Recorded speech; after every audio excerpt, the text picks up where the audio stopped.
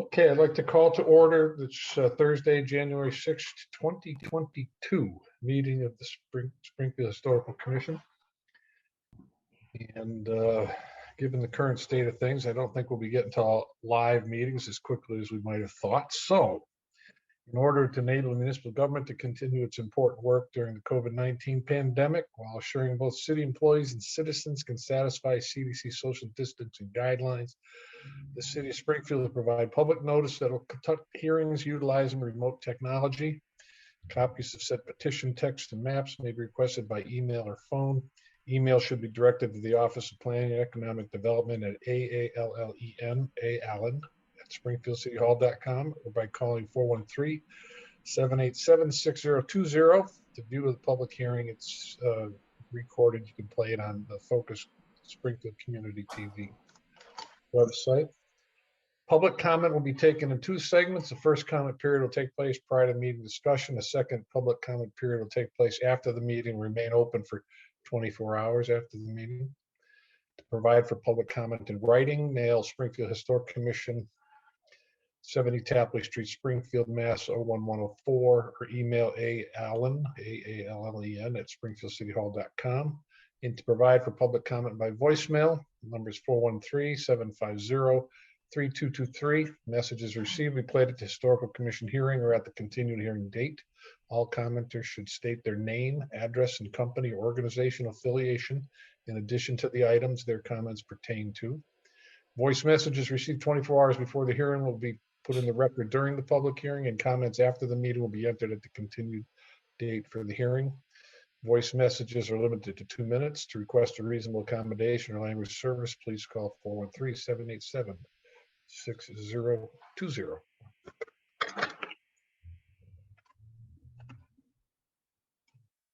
Okay.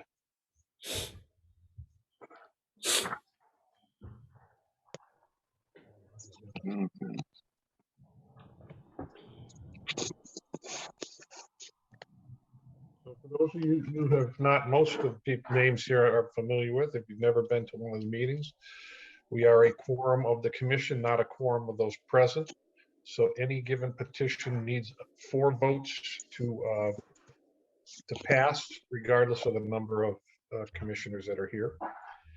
And please, again, state your name and address, and when you're going to speak about a particular application. So state them for the record. Anyway, the first item is a continued hearing, 47 Churchill Street, replacement windows. I have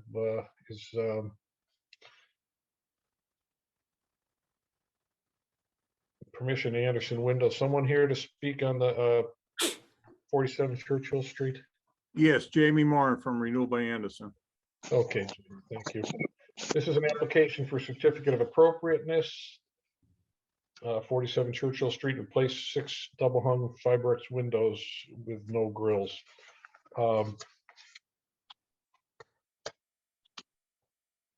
Is there any public commentary on this one?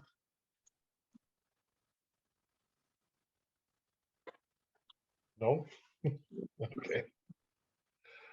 All right. Is there anything else that any commissioners have any questions of the petitioner? I'm reading the style here. What's the color? What's the exterior color going to be? I believe they're white. White, yeah. Okay. Okay, so we have, Tony is here too. Okay, good. Yes, I am. And I'm just reviewing because you have no grid patterns. Are the windows coming out have grid patterns on them? No, I don't believe they do. No. Okay. No, they do not. No. Were those, and I apologize for kind of recreating the last meeting, but were some of these already replaced, or is this the first time they're being replaced?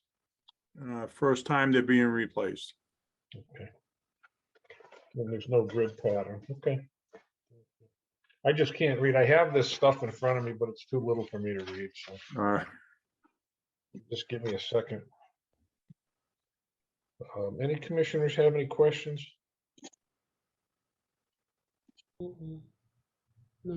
Nothing regarding color or style. These are, Hi, it's Commissioner Troll. Just real quick, it looks like all the existing windows have storms. Is that right?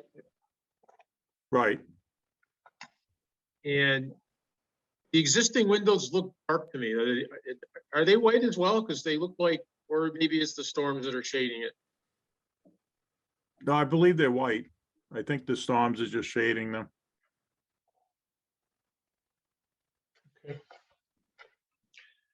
anything else anybody'd like to add?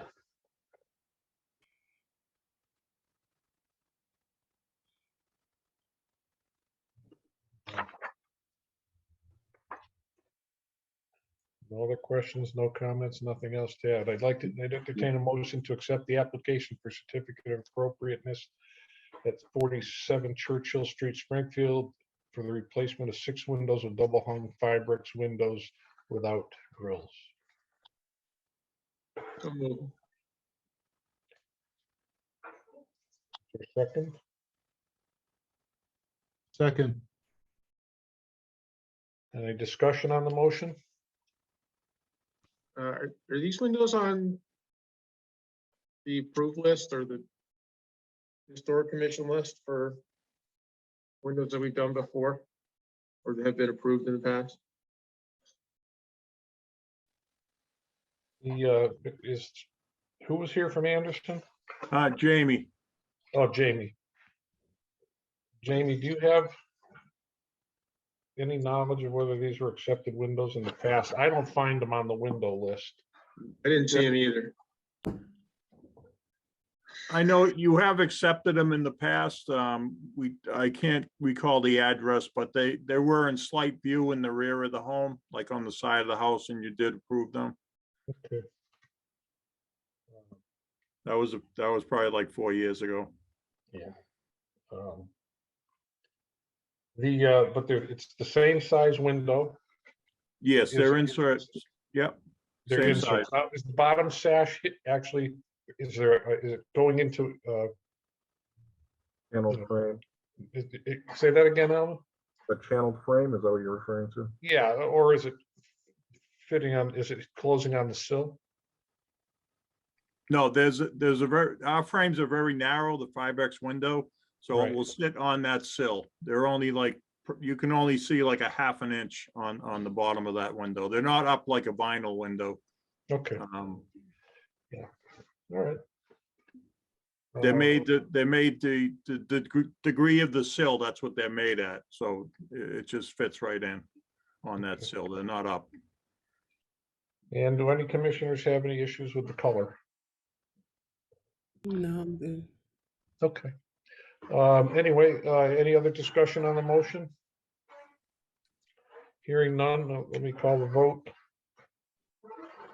Commissioner Walter Kroll, Yes. Commissioner Judith Kroll, Yes. Commissioner Brian McFarland, Yes. Commissioner El Nardi, Yes. and Commissioner Walsh is yes. Okay. All right, those windows are approved. Okay, thank you. Okay, All right, thank you very much. Have a good night. you too. Good night, thank you. Okay, next is 115 Dartmouth Terrace, replacement windows. This is an application for certificate of appropriateness to replace broken window due to a break-in, replace 5 original windows with new vinyl windows. 2 on the first floor, 3 on the second floor. Proposed windows are ply gem 5100 double hung with exterior colors bronze. Is there anything else that the petitioner would like to add? Let me see if the petitioner's here with us. Mr. Edwards, or is someone from Home Depot here?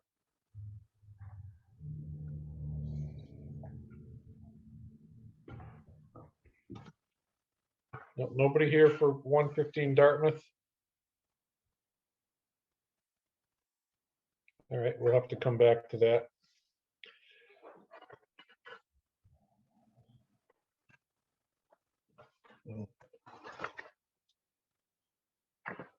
Okay. 299 Sumner Avenue, creation of Forest Park Trolley Waiting Pavilion, Local Historic District. Who is here for that? Is that, To me, Laura Walsh, Laura, Springfield yes. Park Department. okay, Laura? Is there anything, is there any new and improved things to tell us? Nope, other than, I believe the Forest Park Civic Association, sent in a letter, of support for the application. But other than that, that's pretty much all that's been going on. Okay. Let me see. Is everybody, let me is there something new in here since the last meeting, Alvin? He's on currently the- multitasking at the moment. Yeah, I see that. I didn't look up before I asked. Okay, so I just need him to, as soon as he gets off the phone. Yeah, no problem. I believe that the vote today is to send this to the city council. I believe so. Yeah, so hey, Alvin, is this something new that's not in the record, this new letter here? There is a letter from the Forest Park Civic Association that should be in the packet, but I believe it was sent at the prior meeting. If not, you can certainly read it into. No, I thought I thought that these were already entered. I just didn't want to do it again if I didn't have to. So I mean, I think we're okay on that. So, do any commissioners have any questions for Laura? No? I think we can simply just state that the Forest Park Civic Association is in favor of the implementation of a district at the location. Yes, we can state that the Forest Parks Association is in favor of this project. No questions? Hearing none, I'd entertain a motion to forward this to the city council for the formation of a local historic district at the Trolley Pavilion. So moved. Second, Discussion on that motion? Hearing none, they just call the vote. Commissioner Judith Kroll, Yes. Commissioner Brian McFarland, Yes. Commissioner Al Nardi, Yes. Commissioner Walsh is yes, and Commissioner Walter Kroll. yes. Okay. Thank Okay, you very Laura. much, commissioners.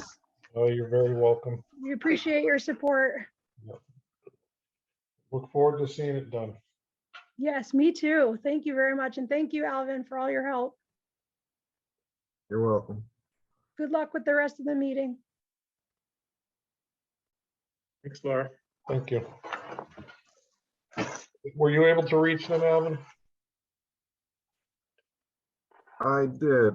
He said he would be on shortly. Okay, just let me know when you see them. Okay. Come on. We're going to move on to new public hearings, and for those of you who haven't had a hearing or watch what's going on, this is a two-part thing. We don't vote. We just discuss the application so that then we can put it for public commentary, and then at the next meeting is when the vote would take place.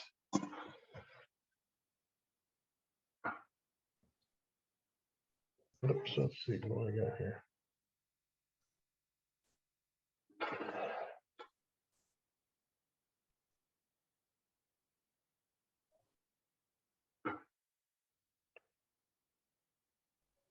Okay, this is 89 Ferglade, replacement window remediation of unapproved windows.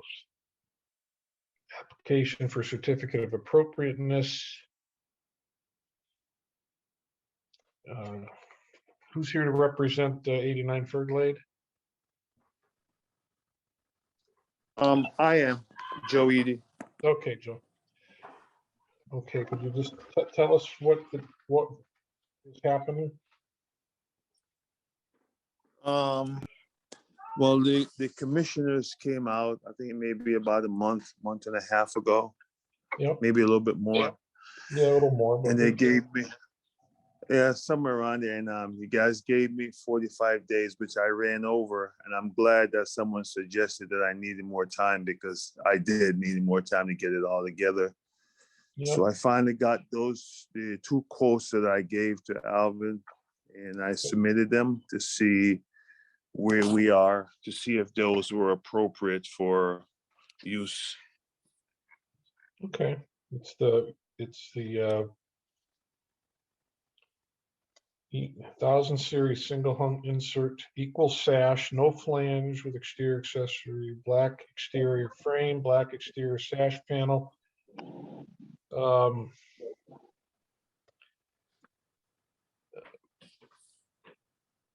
So, let's see, half screen fiber, okay. And this says 9/1s. So Commissioner Walsh, so what was stated on the application is not what the property owner is going to present tonight. He has two other Anderson windows. Okay, I'm reading the Anderson one here. The 100 single hung insert. Let's see what it says. I guess the question is, are there grills or no grills? There's going to be no grills, because the only ones in the house that there were grills was the bigger windows, and those were not removed. So there's no grill in those windows, no. Okay, so the windows being replaced have no grills currently. Or the original windows had no grills? No lights? Right, right. Okay.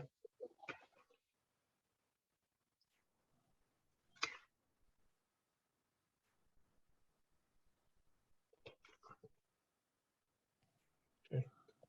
Any questions from commissioners? Hey, Joe, how are you?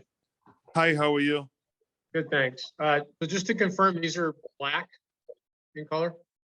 Well, this, on the outside, I think there was two windows there. One were wood and one wasn't. And they were going to be either green or black. The one I'm reading here says black, Black, yeah. and let me see what the next one is. Is it suggestion that you have it might be green or it might be black? Well, I think when I looked at the sheet, it said it could be either green or black. It couldn't be white, Okay. right? Okay, the dark is preferred. Okay. Yeah. All right. Any other questions? No? Okay. Anything else you'd like to add, No, it's Joe? No? basically I gave two of them. Are you gonna try to approve both of them or just one? What is gonna be? So you gave us, I'm looking through here and I'm seeing there's quite a few pages of windows here. All right, so let me just pull them out and take a little closer look. So you have a 100 series.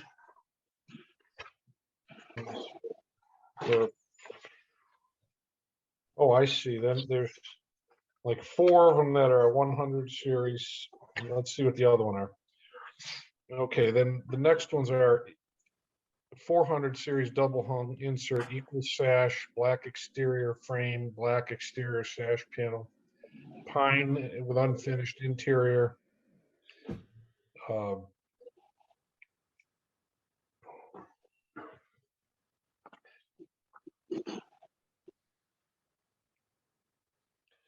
I see. This is a part of this is a price difference.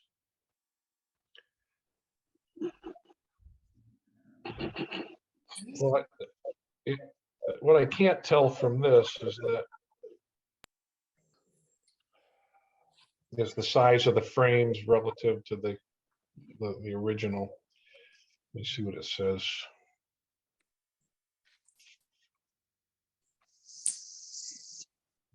Single hung insert. And one's a double hung insert. The sizes are the same. The color, exterior colors are the same. Yeah, I think one of them might be wood. And Yeah, the double hung has a wood interior on the inside, right, which I would imagine you would probably prefer. right, because then I could put it the color that I want it to be. Yeah. Yeah. Okay. I mean, that's the 400. The visual of both seem to be about the same. They are the same. Yeah. There's the same measurement, same color on the exterior, except that one of them, the top window doesn't move, and the other one, the top window. Yeah, that's what it looks like. So, any other questions from commissioners? Okay, I'd entertain a motion to continue this application for a certificate of appropriateness at 89 Ferglade to the next meeting, which is 20th. So moved. Okay, Second, all right. Any discussion on the motion? Okay, call the vote. Commissioner McFarland,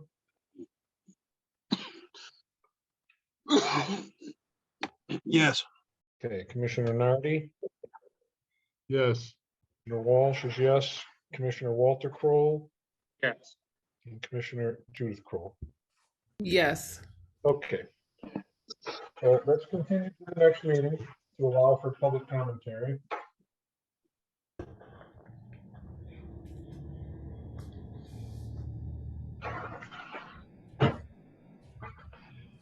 All right. All right, any word from Dartmouth? For 115, Maurice is on.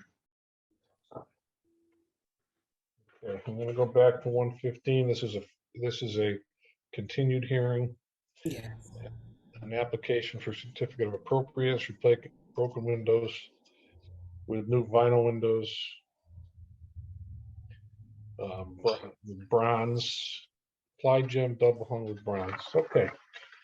Has anything changed since the last meeting? No, nothing has changed since. Okay. Any commissioners have any questions or any additional comments? Okay, then I'll entertain a motion to accept the application for certificate of appropriateness at 115 Dartmouth Terrace.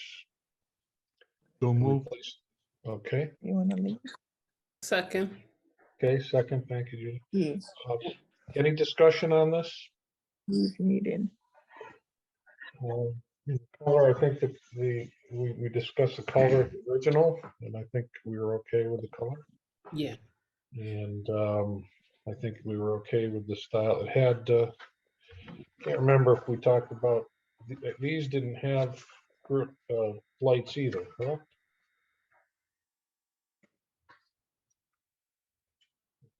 Correct. Yeah, I thought, yeah, I think because now, the only thing on here, and I don't have a note about it, is it says replace 5 original wood windows with new vinyl windows, 2 on the first floor, 3. Proposed windows are ply gem 5100 double hung, and then with the exterior color is bronze, but aluminum wrap. Did we? We're not wrapping exterior casings. It's a Yeah, very we did unique discuss color. that.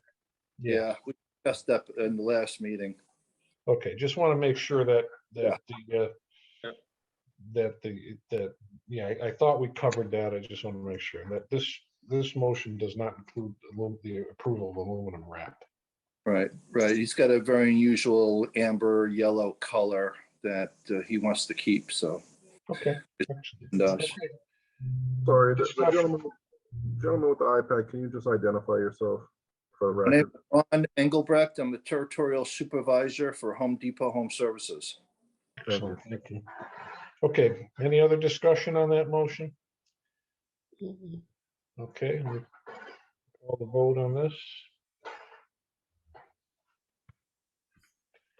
Oh, Commissioner McFarland, Yes. Commissioner Nardi, Yes. Commissioner Walsh is yes, Commissioner Walter Kroll, Yes. Commissioner Judith Kroll. Yes. Okay. Those are okay. Thank you, ladies and gentlemen. All right, thank you very much. Okay, back to the new ones. We have a, Pine Street. Oh, I'm sorry. we do. Judith's gonna keep me in line here. She's the pre-announcer. That's right. She's a, all right. Yeah, you got it. And who's gonna do the color commentary? That's good. Al. Al, Nardi. Al's the Okay. color commentator. This is an application for a certificate appropriate, the single-family residential structure corresponds to amendment of the plan to 271 Pine Street, Springfield. That was approved. Okay, we had approved the plan for the home. And due to a, I think there was an issue that they have to change this plan. So who's here to speak about the new plan? Courtney, good afternoon, everyone. Go ahead, Courtney. Thank you very much. Yes, sir. The property that was presented to us when we start the initial design was that we could actually had the garage towards the back of the property, which Okay. will come onto Windsor Avenue. But when we went there and do a site investigation, we found out that from the front of the road, which is like Pine Street down, it would not feasible to keep the carport on the first floor. So we Okay. decided that to detach it. No, so there is no carport. Just take it off, but we also want a deck. So we leave just a paved area for a car to park, and we raise the floor for the deck, and then the basement will have a kind of walkout basement. Okay. Okay. Now, what's the visibility of the deck and such from the street? From Pine Street, 0. Okay. All right, any commissioners, questions for Courtney? Please jump in. I'm looking through the paperwork now. So, yeah, there's a lot here. So, hey, Courtney, so essentially the carport has been removed? Yes, That's the only change? we take off the carport, and then we add a door from the basement outside. And that door is visible, the door is visible from where? It is visible from Windsor Street, from the side street, not from Pine Street. Okay, and I'm looking at all the drawings. Is there a sketch or a rendering of what the door looks like? Looks like it's gonna be under the deck. It will be under the deck, yeah. Oh, will be, okay. Okay, now, it was, I was hoping there was a before and after picture here, but I don't see that. Did the original house have a deck on the back? Yes, sir. Okay, so you're just keeping the deck, but now the ground's gonna drop about 8 feet under it, right? Yes, sir. You're keeping the deck in the same place. We keep the deck in the same place. The ground dropped like 6 feet more. Yeah, under it. so the ground's dropping, now you have to put a different staircase in. Yes, sir. So the main visual difference is gonna be a staircase and a door. On the deck. Okay. You could see that on the rear elevation. Yeah, Commissioner Walsh, I'm going to share my screen so you can see what was approved previously and what they're proposing today. yeah, I've got a good view of what they're proposing today, because I've got them here in front of me, but if you can put the original thing in front of me, that would be good just for a second or two.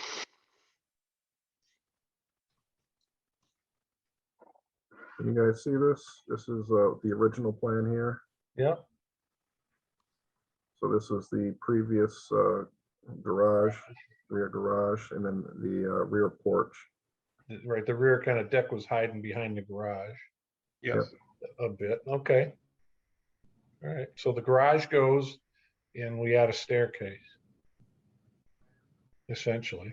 The stair is going to be different than the one that's there because the ground is too far, you know, because of the slope of the land. yes. Okay, Mm. It's, all right. it looks like it's just longer. The stairway was there, so nothing Yeah, it was, really yeah, it was changed. there. It's changing the direction. It looked like. it Just was the coming straight elevation down. of the ground. Yes, Yeah, okay. I think we have, you know, all we need. Unless, if there's anything else you want to add, go ahead, but if not, I'd like to entertain a motion to continue this application for certificate of appropriateness at 274 Pine Street. So moved. Second. Okay, any discussion on that motion? Hearing none, we call the vote. Commissioner Nardi, Yes. Commissioner Walsh is yes, Commissioner Walter Kroll, Yes. Judith Kroll, Yes. Commissioner Brian McFarland. Yes. Okay, so that's continued to the meeting on the 20th. I mean, yeah, it's the 20th. Yep. 20. What are you laughing at? I'm laughing. I gotta stop doing that. Okay. That's quite okay. It's quite all right. Believe me. I just can't believe I'm writing a 22 on everything. Oh, me too.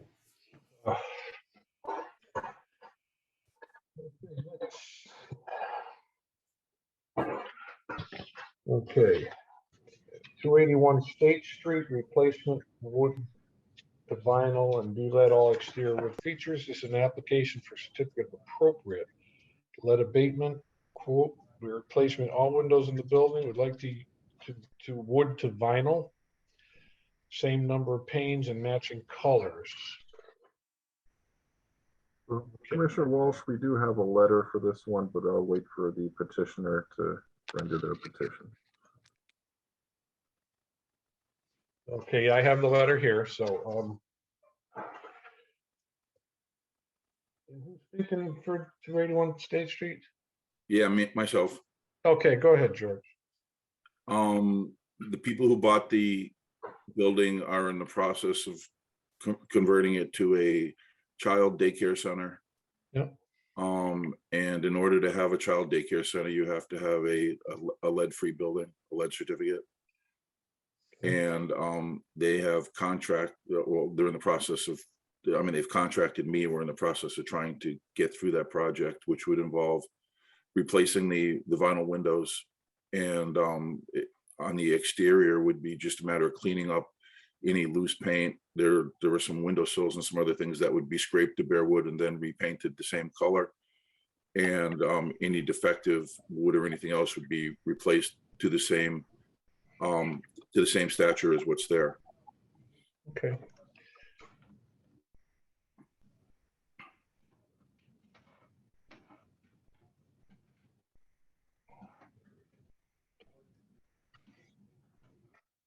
And the windows aren't, there's not, is there a reason why these can't be de-leaded or can't be whatever we would have to do for this? They're extremely old. They're not weather efficient. They're I mean, there's really no way to de-lead them and make them practical.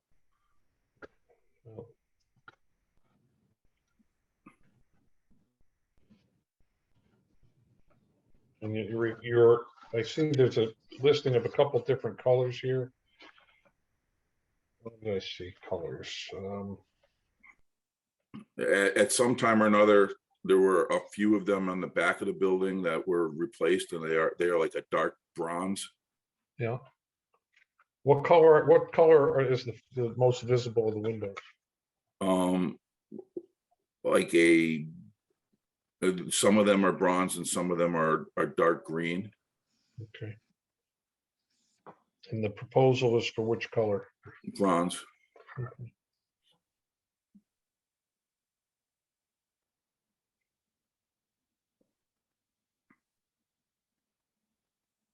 Okay, any commissioners, questions?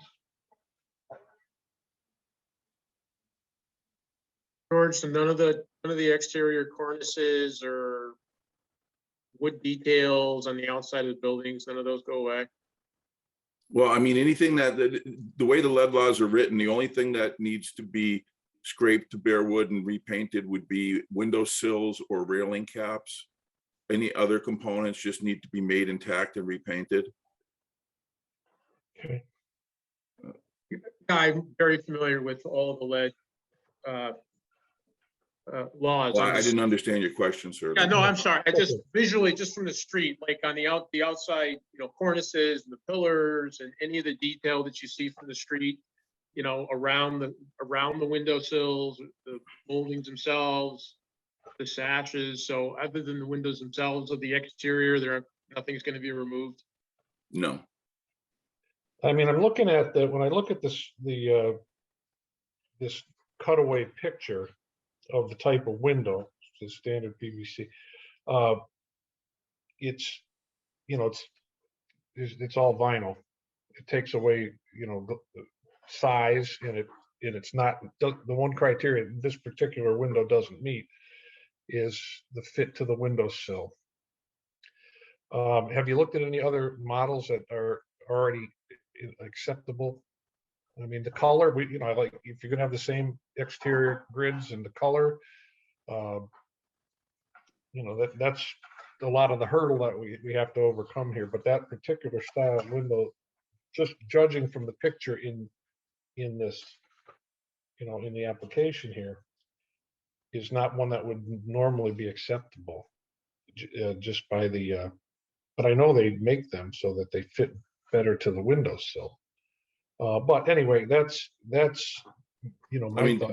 I appreciate the color part in the grids and the trying to make it look as close as you can. Any other commissioners or George, would you like to add anything else?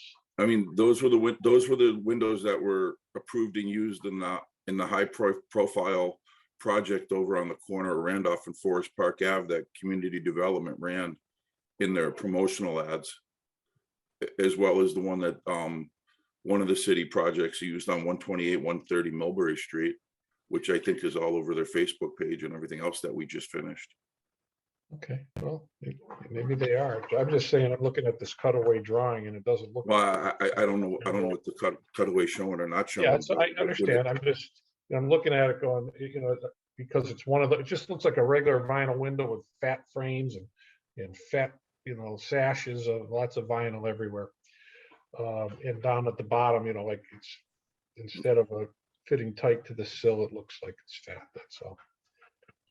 Okay, if there's nothing else you'd like to add, nothing. Okay. Well, as I said, they've been used in a couple high profile jobs in the town already. And I mean, I think, and they look very good. Yeah. Oh, okay. We'll take a peek at that. I don't doubt. I don't doubt what you're saying. That was my response to what was in the file here. That's all. And we do have one letter I can enter into the record now. So if you're all set, then I'm going to enter this now. I guess. So I want to make sure you have time, George. I don't want you have as much time as you need to explain to us. I don't want to, I'm not. I mean, I can only explain if I tried to present what was there, and if you have any questions, I can gladly answer them. Right. Okay. That's exactly. I just didn't want you to feel like I was cutting you off or something. Go ahead, Commissioner. Commissioner Walsh, I think that what's fooling you is that the cutaway section is actually seen from the interior of the window, not the exterior. Now, you know what? You might be right. Yeah, Good so eye. you're not really seeing that the sill has a sloped sill to it. I see it. Nope, you're absolutely. You know what? It was that simple.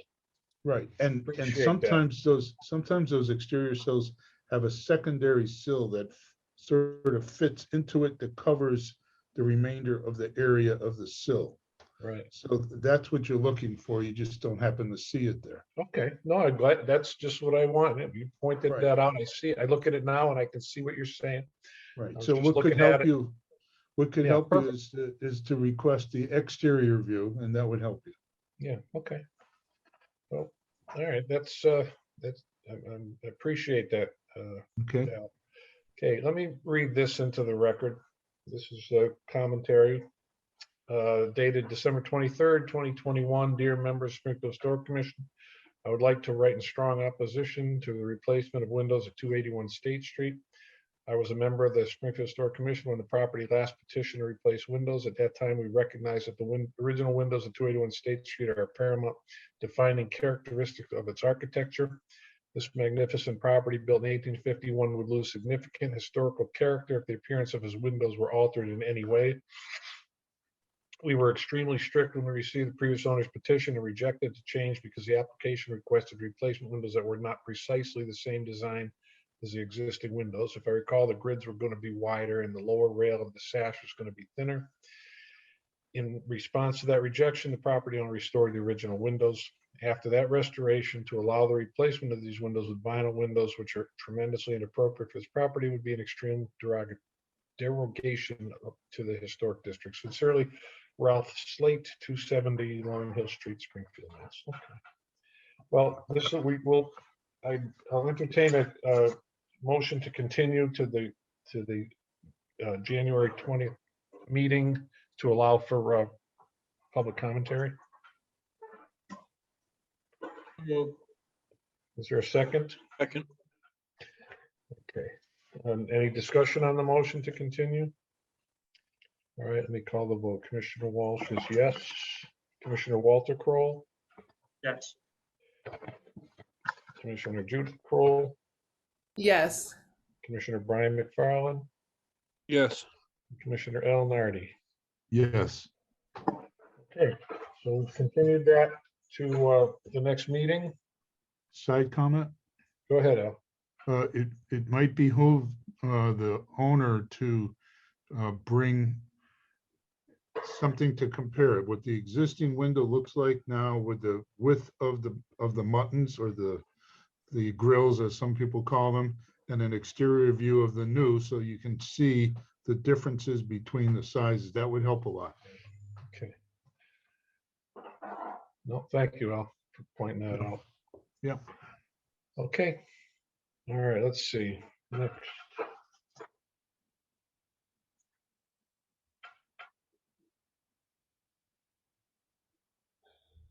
Okay, next is 51 Washington Road. Okay, have a good night, everybody. Okay, thank you, George. Thank you. Great, thank you. Okay. This is an application for certificate of not indicated. Okay. I'm going to take it, it's an application for certificate of appropriateness, 51 Washington Road. 16 panel roof mounted solar array with disconnect junction box, micro inverters, and so on. Okay, who's here to speak on this?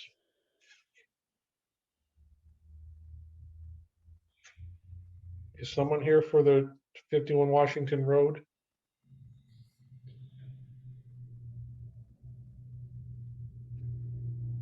Nobody? 51 Washington Road? Okay. And then I'll give them a call if you want to move on to the next item. Yep, we want to move on.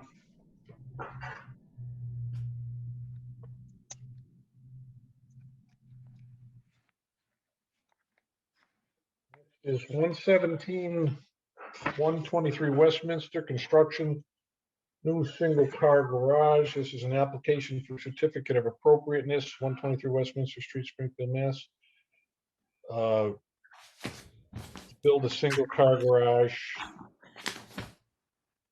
And who is here to speak? I am Ronald Watt. Okay, Ron. Okay. So tell us about your project. Okay, I would like to build a single car garage on the property where there was once a home which no longer exists. The garage would be in compliance with all specs and verification from the city building department. Also, it will be in compliance with the shed that's presently existing on the property. And there are existing garages on a couple of the other properties on the street. Okay. So this picture, you have a picture here. And the garage is gonna be 12 by 30, is that?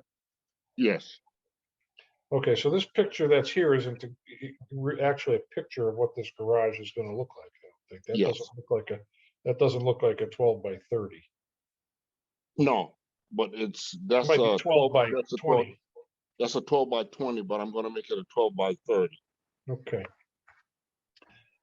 Have you okay.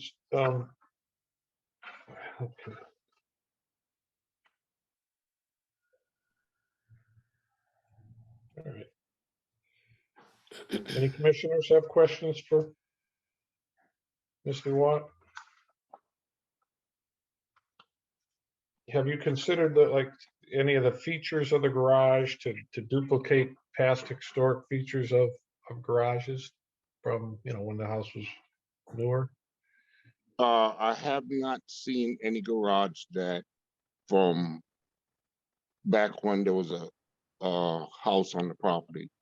I don't Okay. think that property had any garage, but based on the garage on the street, or the properties that are there, they're looking the same way as the one that I'm showing. That's the shed that used to be on the property. Now it's been replaced by another shed. Okay, so that was technically a garage back then, but it's a shed now to you. Okay. Yes, because the picture of the shed that I submitted is where that was. Okay, so that's gone too. That's gone, and now there's another shed in that place. Okay, I don't see a pic. Let me just look through the pictures again to see. Oh, I see. There's a small shed there. Yes. So, question. Go ahead, Commissioner Nardi.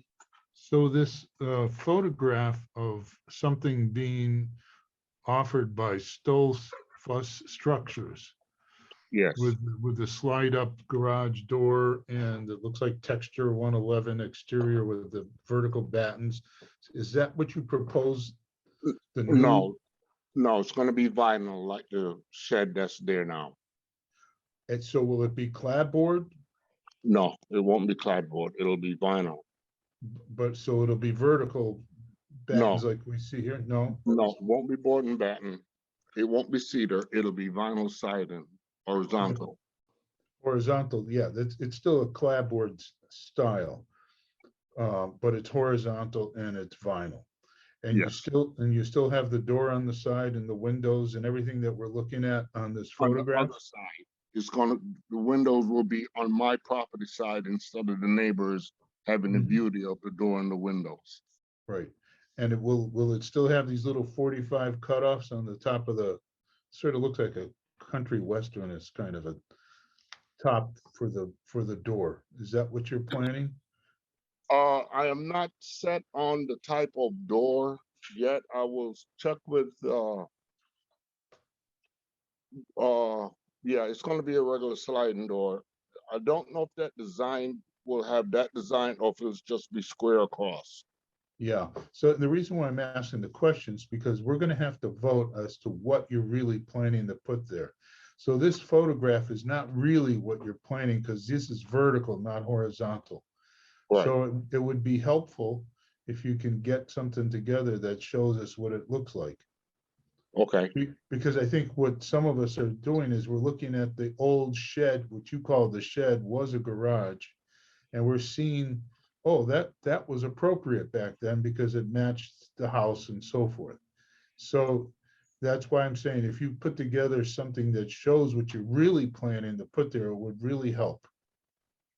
Okay, do you have a picture of the shed that's on the property now? I submitted a picture of the shed.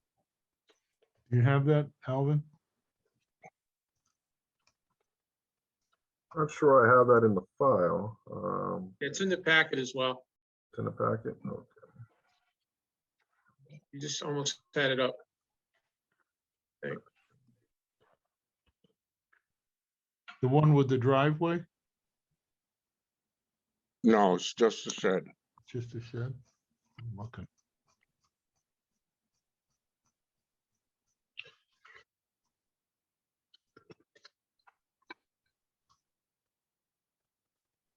Probably look it up through Google Street View. Give me just a moment. Oh,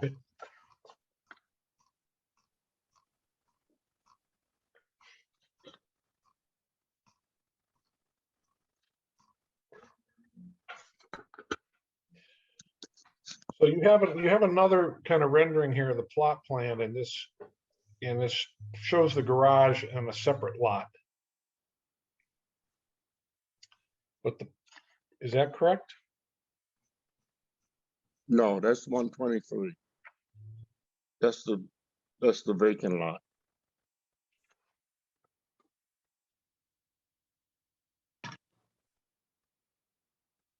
Okay.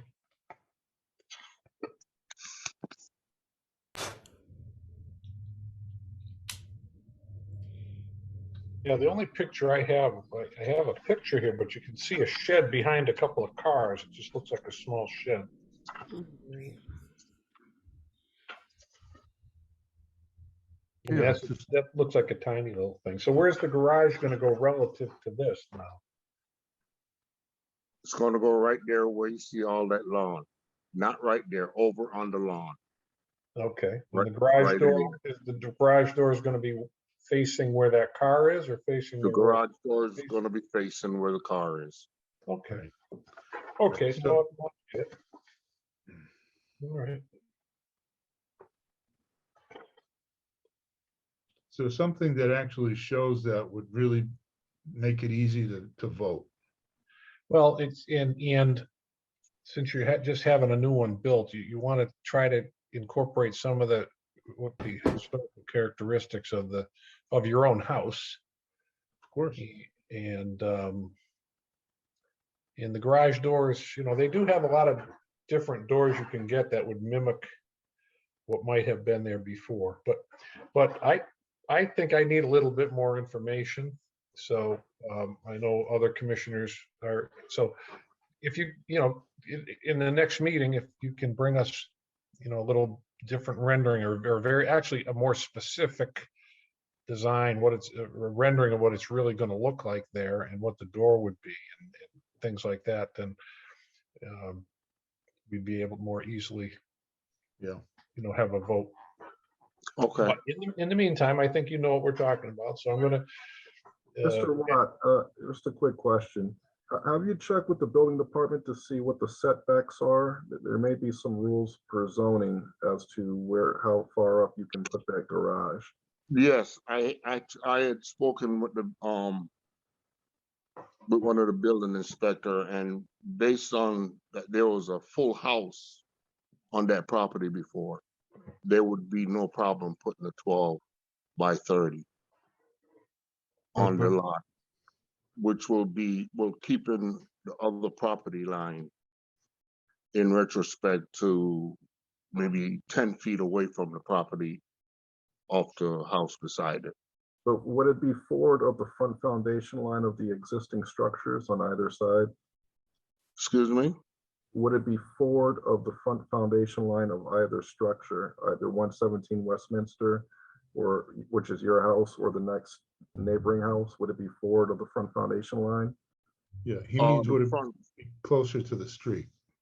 No, it's going to be set back. It will not be closer to the street. It will be behind. If you see the tree and the car that you saw out, look, Alvin, I gave you the pictures of the lawn and where I was gonna put the pad, and it would be 8 feet more forward, and then from that 8 feet, it'll be 30 feet back, which will put it where the tree starts. Okay, I just wanted to check in just to make sure. I mean, in the general rendering here, it looks like it's going to be way behind the front foundation line. Oh yeah. Oh yes. Oh yes, it's past the front foundation line off 117. If that's what you're referencing to. Yes. Okay. Yes. So All right. I think I have another question that relates to what Alan was just asking. Go These are, ahead. these are two separate properties, Yes, and you own both. my son owned 117 and I owned the lot at 123. I see. Okay. So I think what Alvin is talking about is that the building department has to see a drawing that shows exactly how far from the street and how far from the property line the garage will be. And Mhm. that, a copy of that would also be helpful for our decision as well. Okay, Because we want to make sure that it's not so far forward that you lose the view of the houses down the street. Yeah. oh, absolutely. Yeah, okay. I also sent Alvin some pictures of other garages on the street too. I don't know if you have those Well, there to look at. at this point, it doesn't, that's not really, it's not relative yet, but maybe if Alvin could send some of those out to us. Is there any other questions or comments? I just want to say, I think Commissioner Walsh had mentioned building the garage to look like the house. So when you do send a sample, can we see something, how it's going to fit in to match the house? I would like to see something like that. Just incorporate some, historic Yes, I would like to see something detail, like maybe. that. Okay, even though there's a shed on the property that's built fairly recently that has vinyl. Well, siding. sheds are generally considered to be temporary. I see. A permanent structure is different than a shed. Okay,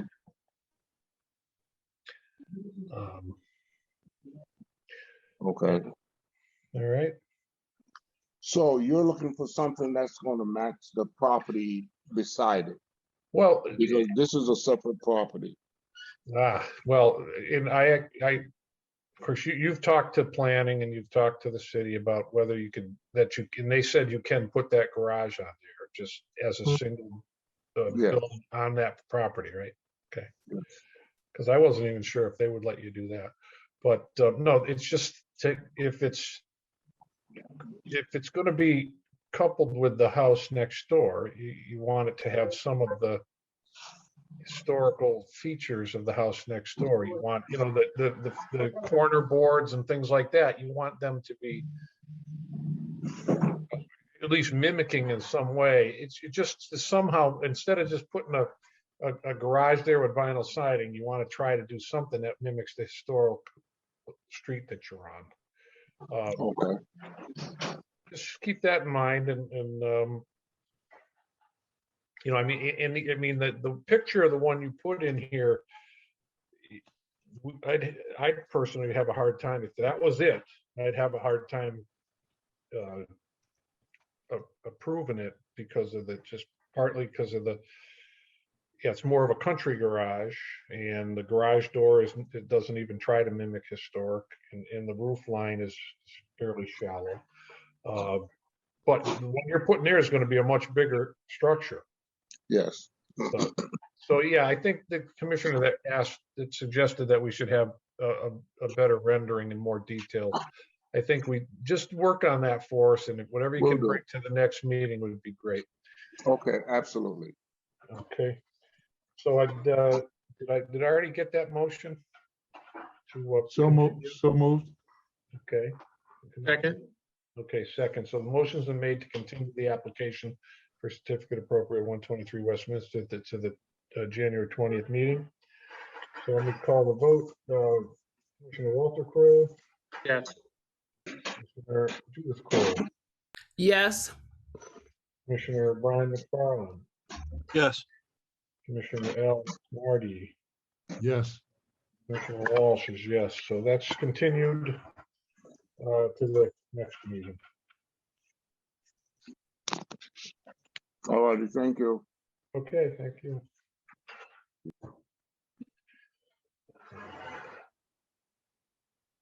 Okay, next is 108 School Street. This is an application for certificate of hardship to replace the slate roof with gray architectural shingles, asphalt 25 years. Slate color is not available and cost is approximately 8 times the cost of the asphalt shingles. Okay, who's here to speak? Dwight Scott, can you all hear me? Yep. Okay, yeah, Dwight Scott, 60 Juniper Ridge Drive, Feeding Hills, Mass. I'm here representing the owner, Hedgehog Industries. Okay. Okay, are you, okay, hold on a sec.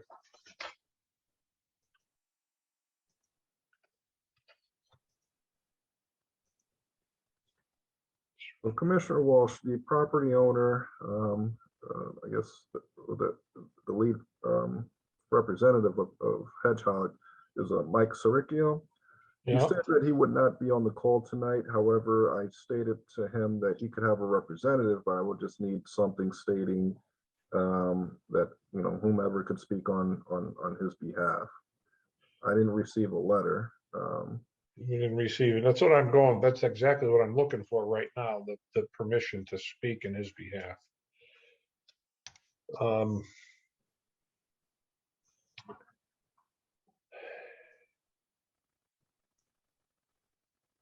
Okay. Do you want to, is there any chance you can reach him and have him send something? Because yeah, I'll try to reach him by phone. okay. So who was it here that was, I didn't catch the name. Who was going to speak on the behalf of Mr. Saricchio? Dwight Scott. Dwight. I originally put in the application to Alvin. Okay. But if you're not a principal to Hedgehog Industries, unfortunately, we do operate under very specific state laws, and to comment in behalf of somebody, as opposed to public commentary, to comment in behalf of an application, an applicant, then we do have to have written permission from them. Okay, So I understand. Alvin's going to try to get it right now, but I'm going to just put you aside for a minute and move to another one. But we're going to try to. All he's going to do is send him an email, and then we can move forward. But without it, if we can't reach him, then we have to have something authorizing you to speak in his behalf. Okay. All right. So just hang on there with us for a little while, see what we can do. Okay. Commissioner Walsh, I want to put Mr. Saricchio on speaker. Okay. Okay. All right, Mr. Saricchio, you're authorizing Mr. Dwight Scott to speak on your behalf for your petition of a slate roof to asphalt at 108 School Street? Yes, sir, I am. Okay, thank you very much. Okay. Thank you, appreciate it. All right. Okay, Dwight Scott, that was easy. Okay, so thank you. So say you go ahead and tell us what's going on. What do we got to do here? Well, we have a very deteriorated roof on 108 School Street now, which is causing or continuing to cause some interior damage. I believe there were photographs that were sent to Alvin from Mike Saricchio. And I do a lot of his construction permitting for him, the city of Springfield and other towns. Okay. So, I'm sorry. No, just keep going. That's good. I'm just saying, okay. All right, so we have what appears to be like a grayish, a grayish purplish, like a Muncie slate roof that's there that we can't even begin to find enough shingles or slates to recover that entire roof. And our interest is to repair this roof because it is deteriorated to the point where we have shingles sliding off the house and into the yard alongside of it. Okay. Alvin, do we have any better pictures than what were in the file here of the roof? I did request additional photos. I have not received them. Okay, all right. Well, so it's due to the deterioration of the slate roof, and so you deem it to not be repairable reasonably? Yeah, it's past the point of repair, and for reasons that we can't obtain the slate to even match that. Yeah. Even if we were able to, the cost is Sure. prohibitive. We did submit a cost comparison. All right, can I just ask one question, almost not related to our actual discussion, because it says here, replace slate roof with gray architectural shingle asphalt 25 years. I was just wondering why it would just be 25-year roof. If I was redoing that roof for that kind of money, I'd be wanting to put some 50s on there or something. But okay, I mean, I think that's all the information we need. You deem that it's not repairable for between cost and material and just general deterioration. And I wouldn't mind, Yes, sir. I wouldn't mind seeing some more pictures of the roof at some time. Maybe we can get them sent to us this week. Go ahead, Commissioner Nardi. A couple questions. So what's going to happen to all the slate that gets taken off because it's worth a lot of money? Well, the slate is good. I'm sure the owner will retain ownership of it, and I think it will be put in stock and possibly used. Mike Siricchio owns a number of properties in Springfield, some in the historic district, some not. And some of them have slate roofs that we may be able to reuse the shingles that we salvage on some of those properties. That'd be good. And do you know if he's considered something like the GAF slate line that looks like slate? I think he could consider that. He mentioned to me that he was just interested in putting the architectural type design shingle back on. And Yeah. I know the ones you're referring to, the slate line. Yeah, I used sir. those on a couple projects, and they were just about the same price as the architectural shingles, and they really do look like slate. Yeah, I agree. Yeah. So you might talk to them about that. Yes, we will. I will talk to him about it. Okay. There, All right. I just sent the link to Alvin, and he's putting it up. Okay. If there's no other general discussion here, I would entertain a motion to continue this application for certificate of hardship at 108 School Street to replace the slate roof with gray architectural shingles. So moved. Thank you. Commissioner. Did I get a second? Second. Okay, thank you. Okay, let me call the vote on this. Commissioner Judith Kroll, Yes. Commissioner Brian McFarland, Yes. Commissioner Al Nardi, Yes. Commissioner Walsh is yes, and Commissioner Walter Kroll. Yes.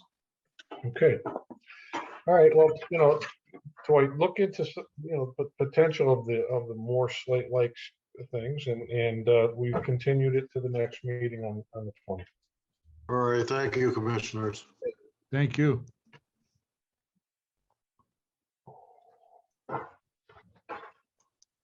Okay.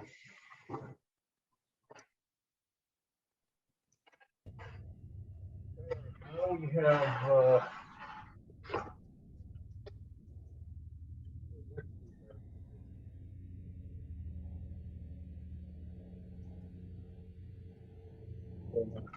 just give me a sec.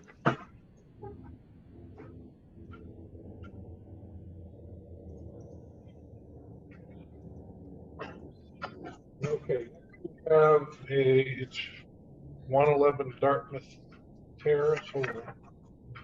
It is an application for a certificate of, well, it's got two things checked off here, appropriateness and hardship. Damian Phillips, 111 Dartmouth Terrace, to remove the front porch,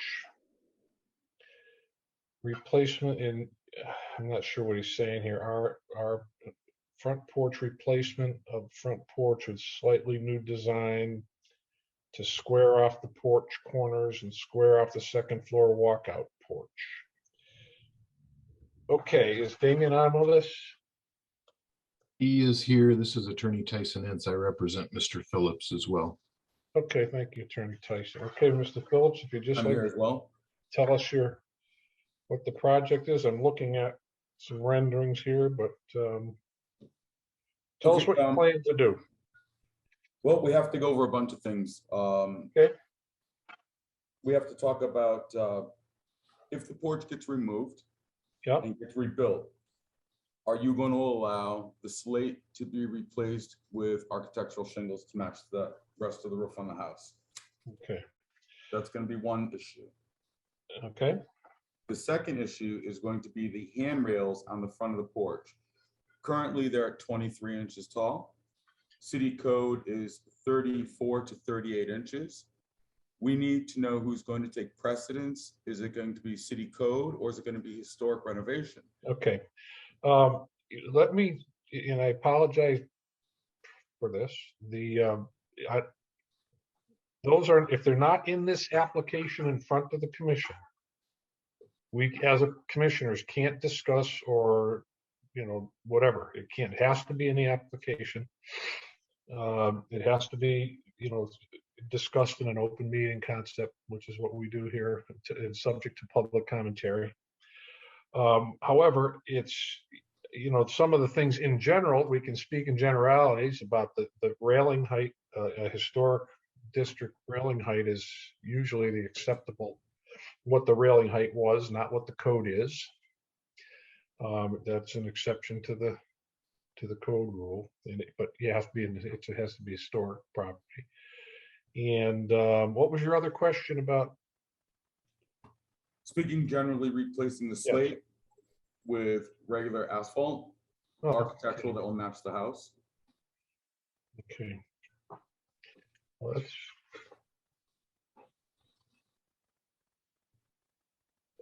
the handrails. It's just basically the slate roof. Yep. Going to shingles. The hand railings. Is it most of the house is already shingles, isn't it? Yeah. Okay. All right. Yeah. I mean, we're in hardship situations, and I'm not referring specifically to your situation. There, slate. If there are situations that arise that we approve of a replacement of slate with, or with, as you just heard, if you just heard the last one, there are slate-like materials that are reasonably priced, so things can be reproduced in a similar manner. In those, some of them depends on what is put in front of us, whether it gets approved or not. But for this, all right, we have removal of the front porch and replacement of the front porch with slightly new design. Okay. So I'm just going through it because I have a couple of pictures. Okay. Basically, we've applied for assistance back in 2018. That went through the CDC. Yep. And that went through City Council. I'm sorry, I just had a very long day. That's okay. So it went through City Council as well. Then it was kicked back to Bob McCarroll for his approval. And that has been stagnant ever since. It was $25,000 put aside. Last year, we were going to remove the porch under with city funds, which is going to be to the note of $10,000, and that was declined by the Historical Society because we did not know when the new porch was going to be erected. The old porch has a very unique curve to it, which is going to be extremely expensive to replicate, to rebuild. That's why we're possibly asking for an alteration to make the porch squared off instead of round, using the same footprint to the building, and square off the second floor porch as well to match the first floor, so it doesn't look like hodgepodge. Okay. All right, I understand what you're saying. Now, we don't have any material. Do you have a contractor in line for this? To be very honest with you, most contractors don't want to work in the city of Springfield that are reputable because they don't want to deal with the Historic Society. Well, that's that's neither here nor there today, though. Yeah, because we can't. If you don't have a contractor in a materials list and things like that, we can't approve it anyways. Well, I did speak to one contractor that was willing to do the job, and he wants an architect to come over to give him a rendering of it, which is going to cost several $1,000s just to have the architect come over to do the rendering. However, we're in a state of urgency at this point because it's been put off and shelved for so long by the city and city funding that now we're in a state of emergency that this has to be handled with haste. So with that being said, we need forward movement with this porch, either removing it or replacing it. Estimate was going from $75,000 to $100,000 to yeah, I saw your eyebrows go up too. You think mine didn't? Yeah, to rebuild this porch. So that was all contingent on if we needed special wood, if the shingles were going to be allowed instead of the slate, balusters, if they were going to be recreated at about $500. I don't know if they're balusters or posts that go up. They're about $500 a piece to recreate. So an estimate was not feasible at that point to even work on without knowing what you guys would say. Okay. Whether we switch the porch from round to square or keep it round, it's going to make a big cost difference. I can understand that part, why it would be a significant cost difference. What we can't, other counselors, commissioners, I would love your opinions on this because I don't know that we can just approve something to be removed.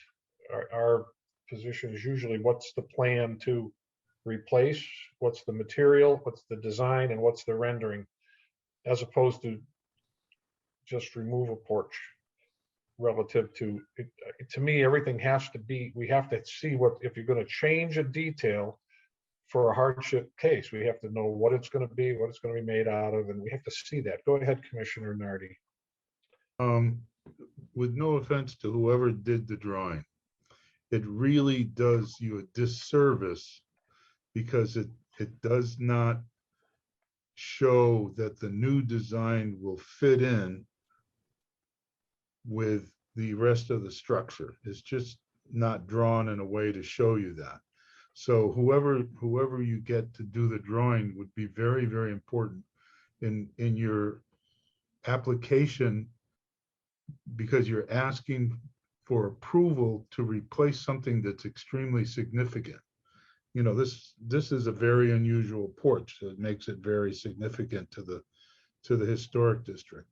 The other thing is that a lot of people stay away from rounded surfaces because of the wood being would have to be bent around, but you can replace a round surface with an octagonal surface, and then all the cuts are straight. So there's ways of saving money and still get the appearance of this round porch. So whoever you work with, and finally, whoever you work with, the reason why you can't put an estimate on this because this drawing tells them nothing. It doesn't tell them if it's clapboards. It doesn't tell them what the roof material is. So it's impossible to give you a real estimate.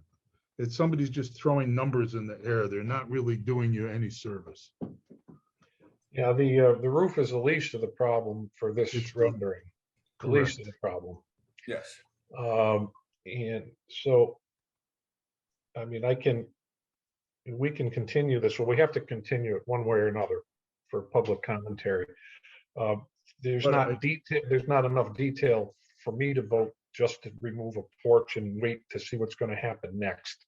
One last. Go ahead, Commissioner Nardi. Just architecturally, I think it would behoove you to the owner to protect this porch any farther from deterioration. And it's impossible. If it's open, it might not be impossible to repair the deterioration, but it's impossible it is possible to not further the damage. For example, if the floors are rotted, and the snow is still sitting on it all winter long, you're gonna get into your foundation line, which is gonna cost you even more. And I'm surprised that if it's really that bad, that it's not plastic around it and something to stop it from getting worse. Well, every time we try to do something building and the city puts a stop work order notice on it. So, you know, we go a little bit ahead and then we go 3 steps back. And it's been like that for years. Yeah, And going back to 2018 with the applying for the money, it goes ahead a little bit and then it gets to Bob McCarroll and it gets into a stone wall. yeah, it's frustrating, I'm sure. So, you know, it's back and Sure forth is. all the time. Basically, the city's telling me I got to do something with this in 90 days. 90 days, yeah, exactly. So if they want 6x6s up there or the porch removed in 90 days, that's what it's going to look like. Well, I know when I across the street, I live in an historic district, and I know the house across the street had fire damage, and the person who bought it was able to put up a protective tarp over the roof, at least through the winter, until they can make the reparations in the spring when the weather was better. I don't know if that will make a difference. And I'm looking at the Google picture. It's from 2019 August, so I do see the damage. But I think the city would be more than understanding if you need to do something to protect it until you can make the necessary repairs. But that's just me. That's my 2 cents. Yeah. Well, the thing is, you can't get on that roof right now. Yeah. To put any protective coating over it. Well, this is quite a conundrum. Our purview doesn't allow us to certain parts of, you know, we can't do code, we can't undo, you know, all we're doing is saying, is the project that you want to do appropriate in the historic district or not? So you have a lot of other things, to overcome that we can't, it really doesn't matter what we say right now anyways. But if the plan you put in front of us even if it's to square it off, if it's rendered well and we know the materials are going to fit the historic and the railings and all the finish work are going to, you know, be the same as what you have in the house, to really make it look like it was originally built that way, at least it would give us something that we could consider for you. Well, then I need some help on your end to release some of the city money for historic preservation, because it's all being held up. Yeah, it's not in our purview in any way, shape, or form for city money. But maybe a letter of recommendation to go forward with this project to do the restoration on this porch. Well, I'll tell you what, I can't have an answer for you tonight, Damon, but I will actually ask that question this week and see what the potential for us to affect money is. We have nothing to do with that in any way. It really is. It's funny, but it's as simple as it is. It's what are you doing to the house and what's it going to look like? That's all we have anything to do with. Mr. Phillips, I want to make sure I get clear. Over the last couple of years, you're saying that the building department and so forth are refusing to let you put protective coating, protection over this thing? No, you misheard that, or you misunderstood. Yeah, that's not what he said. No, I said they keep installing stop work order notices. They come over and they hit me with fines. To put protective coating over it, it is dangerous to walk up on that roof to kind of attach any kind of protective coating to it. Okay, I bet it is. That's the problem. Okay, so on this application, I'm going to continue it. I'm going to ask for a motion to continue it. The more information you can get us in the next 2 weeks, I know it doesn't really help you right now, but if we at least will have something to consider. This isn't even enough to even consider a vote on it. There's not enough information. And what about the removal? Because the time factor. Well, that's what we're talking about. That's what we're talking about. We would never approve a removal without a plan for what the replacement is. You know, because if I said to you, yeah, go ahead and remove it, and I don't know what you're doing next, we can't even do that. It's what the end of the project's going to be. If you only said, I'm just going to remove it and that's it, we could vote on that. I know what the vote would be, but we could actually do that. But this is to remove and to replace, and then there's no details really. I mean, the picture, I get the idea of squaring it off. I understand it. I don't know that it would pass, but whatever details, material, time frames, and one thing we can do when we do approve something is give sufficient time to have it done. Right, but then we also need financing to hire the Right, architect. the money, it sounds like, there's other hurdles. Some things are not our purview. All it is what it looks like from the street is really all it is in Right, this well, district. It's littorable for years. And yeah, I heard there's ARPA money in the city, there's historic preservation money in the city. Yeah. I hear Bob Bolduc is controlling most of that. And he's on your board, I guess, still. No, he's not on, he's not on a commission. Well, he controls a lot of this. And if you guys find this property that I own so significant, I would really appreciate some help with moving forward with the financing of this project, because we're talking 10,000 just to take the porch off. Sure, I understand. I understand. Just for clarity, that's not in our purview. But what I will do is I'm just going to at least make an inquiry as to the potential status for you, just to see what's out there. Money is nothing. One of the things we have nothing to do with.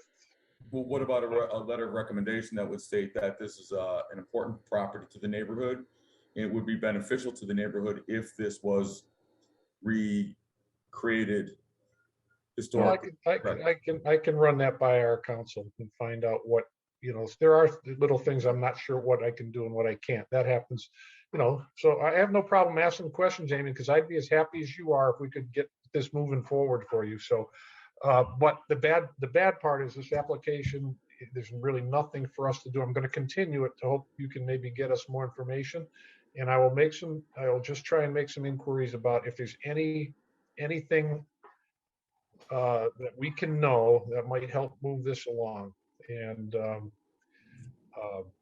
well, like I was asking, maybe if I applied for the ARPA and put in a letter of recommendation from you that says it's a significant property, it'd be beneficial to the neighborhood to fix the facade of the house. Yeah. I mean, a lot of those, here's what I don't know, Damien, tonight. I don't know, those have sometimes time periods where you have to apply and all the stuff you have to do to get it. And I don't know if any of those are even open for applications right now. They are. The ARPAs are open, and I think they're open continuously to about 2024. Oh, so it is continuing. I just don't have all the details on Yeah, that stuff. the applications are on the city's website for different things. But If they allocate money, public money towards something, and it's in a historic district, it's going to come by our desk anyways. Right. Right, but a letter of recommendation would look very nice to say that it's an important property to preserve. Right, but our recommendation always has to be based on the project, not just the house. That's how it's always been. So that's what I'm not sure if we can say to them, look, we'd really like to get this house saved. But normally it would be here's the project. Do we send a letter saying we believe this project warrants support? So we have to have, that's why we have to have the details. What are we actually going to do and why do we support it? Yeah, so we're on, I understand that it must be frustrating as can be, but it's, we can't approve just to tear down a porch. It has to be, whatever the finished result. Right. And if you did want it just to tear down the porch, you would have to show us what it's going to look like without the porch and how everything was going to be done. I mean, in your case, it'd be very difficult to get in any case with a porch on an old house like that, it'd be difficult to get approval. But I mean, you could ask for that, but you would still have to tell us any material, any changes, what it's going to look like after. We can't just do it on yes, we tear it down, or no, we don't tear it down. So with the architecture, with the full rendering of this, would you want to see this squared off, or would you want to see it rounded? I can't give you that opinion. You have to present it to us. Go ahead, Alvin. Just hold on, Damon. Alvin, go ahead. So yeah, we do have a few letters on this particular property. two that you should have. I got another one that came in late. I can read that one for you. Are they in here? They should be in the date folder, Yep.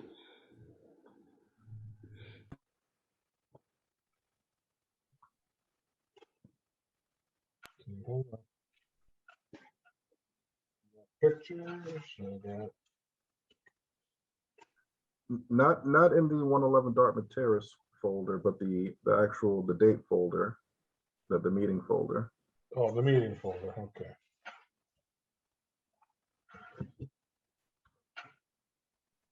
It Yeah, should be. there was 3 letters. You're gonna read them, Alvin? Yeah, I'll read the first one while Commissioner Hold Walsh. on, I got it here. Okay. Nope, but I don't have letters. Go ahead, Alvin. If you have things to enter into the record, why don't we do that now? Okay, so this is from Miss Jennifer Rao of 29 Ingersoll Grove. To the commission, I am hereby submitting public comments on the application for certificate of hardship appropriateness for 111 Dartmouth Terrace. While Damon is a dear neighbor and valued member of our community, for the collective good of our neighborhood and the city, and in respect of the rule of law, we must urge the commission to deny the application. 111 Dartmouth Terrace is one of the crown jewels of the McKnight Historic District due to its impressive and iconic Queen Anne architecture and its location at the head of the Thompson Triangle Park and Dartmouth Terrace. Its rounded porches are one of the most striking elements of this home. The commission's own guidelines for the district state that porches are extremely important to Victorian houses. Porches should not be changed in shape, location, or design. Thus, any application for deviation from these guidelines must meet a very high threshold. This application does not. While I understand and sympathize with my neighbor as to the costs of restoring Victorian features aesthetically, this is not a valid consideration here for 2 reasons. First, every homeowner in McKnight has unique Victorian architectural features on their homes, which may inherently require higher maintenance and restoration costs. We actually have several homes in the neighborhood with turrets and rounded porches. To allow destruction of historic features because they are generally more costly to maintain and repair than basic modern architecture would defeat the very purpose of the historic district protections. When the applicant purchased his home in 2011, he was aware of the features of his home and the district's historical guidelines were the law. Therefore, he undertook the responsibility to maintain his porch as a rounded porch. Further, a rounded porch is not exceptional as to warrant an exemption from protection. In Massachusetts, there is a sufficient pool of carpenters capable of restoring and replicating his rounded porch. In fact, one of our neighbors informed me that he had his own rounded front porch restored a number of years ago by a local carpenter. Thus, repairing or replacing a rounded porch does not rise to the level of hardship exception. Second, when the applicant purchased his home in 2011, the porch appeared to be intact. Therefore, he had every opportunity to preserve it before it became deteriorated to the point that he believes it requires complete replacement. Demolition by neglect is not a valid basis to claim hardship. Next, the applicant cites COVID as a basis for an exemption without further explanation. A general reference to COVID is not a basis to grant a hardship exception, since all neighbors are similarly situated. Further, it is not a condition especially affecting the property as required for a hardship exemption. Finally, the applicant cites time and safety factors as the basis for this application. These issues can be addressed by allowing temporary measures to stabilize the porch pending its eventual repair. These are not a basis for permanent change under the hardship exception. Particularly, particularly where the safety factors appear to be related to a lack of maintenance over the past 10 years of ownership. Allowing a sufficient grace period for the applicant to temporarily shore up his porch for safety pending eventual restoration would be appropriate and address all the applicant's cited hardships. On an additional note, while we are asking the applicant to acknowledge that there are added responsibilities that come with the added joys of living in a historic community, the commission must be mindful that those responsibilities are equally carried by each member of the community. Thus, the standards that I am asking the commission to enforce here should also be applied to new construction in the neighborhood, new reconstruction of lost features, and maintenance of other unique historic features. In other words, the commission should provide equal protection and require equal obligations of all owners in the neighborhood. To allow otherwise undermines the purpose of historic districts, causes resentment among residents, encourages rule breaking, and unfairly burdens those who comply voluntarily. We cannot end up with a neighborhood of quasi-Victorian modern structures alongside a few remaining authentic facades. Best of luck to Damien in restoring his beautiful home to its delightful Victorian curving lines and its artistic and commanding historic presence. Miss Jennifer Rao, 29 Ingersoll Grove. Can I comment on that for a second? Nope. I'm Not yet. sorry? Not yet. Hold on. Do you have another one, Alvin? I have one here. Yes, I have a couple from Jim Boone. Yeah, I have James Boone, January 4th. Okay. Shall I enter that one? Yep, you go ahead. This is James Boone, 97 Florida Street, McKnight, Springfield, Mass. January 4th, 2022, Springfield Historic Commission regarding 111 Dartmouth Terrace. Dear Commissioners, I write in strong opposition to the proposed radical alteration of the front porch at 111 Dartmouth Terrace. This house is one of the most significant architectural gems on a very prominent corner in the McKnight Historic District. Any change to the architecture, design, and material to this house would be a detriment to the neighborhood, the house itself, and the integrity of the Historical Commission and its goals and authority. The proposed changes significantly change the architecture of the house. The current gentle curve would be ruined with a boxed-off design. The porch has been allowed to deteriorate through neglect. While it has deteriorated, financial decisions have been made to install illegal fencing and very fancy gardening between the house and the sidewalk. Any hardship is self-imposed. Please reject the proposed change in its entirety. Thank you, James Boone. Is there one more? Yes, there's one more. This one is also from Mr. James Boone, 97 Florida Street, Springfield, Mass. Dated January 4th, 2022.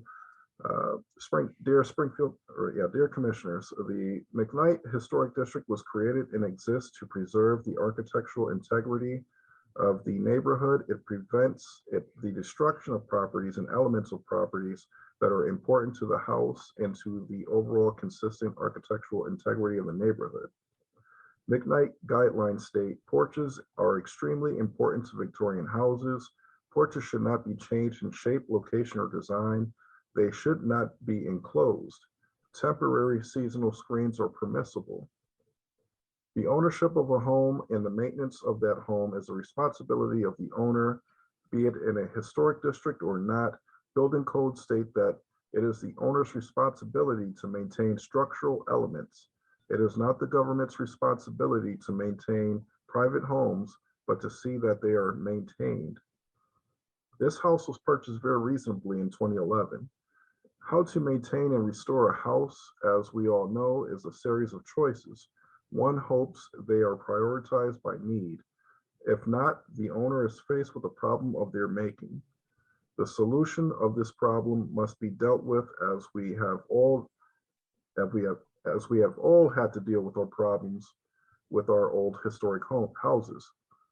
These are personal problems. Many of us have had to refinance our homes to keep up with their maintenance.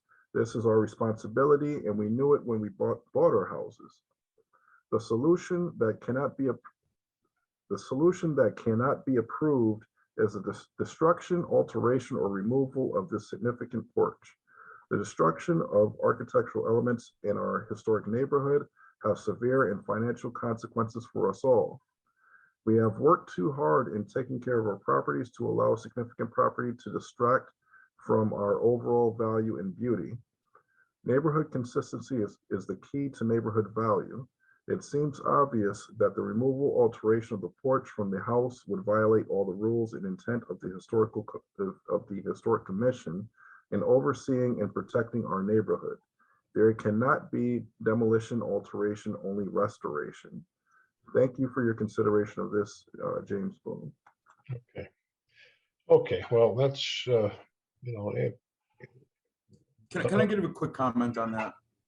yeah, go ahead. My bad. Okay, for starters, I put about $200,000 of my own money into this house. I don't care what Jim Boone says, what I bought it for, what he reads on paper and what is actual, he does not know, right? There was a significant cash, there was a significant check. He doesn't know that, so he's talking out his butt. The other thing is Jennifer does not live on this corner. Her house does not get plagued with the noise, the gunshots, the heavy trucks, the heavy equipment, the car accidents every day, and the shootings. She does not hear this. I do. My house gets impacted by this. Right. This porch, when I bought the house, was already a problem when Adele Ugolic owned this house. Bob McCarroll came to the house after I bought the property, shortly after I bought the property. He assessed the porch. He knew that this porch, it's not my neglect, it was Ugolic's neglect. Yeah. I inherited.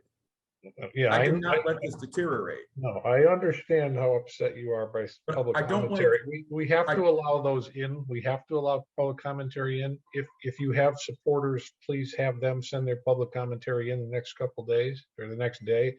I just don't like how people assume. They talk and they assume, and it's Right. not true.